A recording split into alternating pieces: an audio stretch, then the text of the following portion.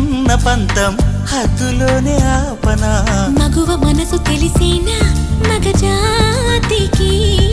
మొగలి మొనలు తగిలేనా లేత సోయగానికి కూత దేనికి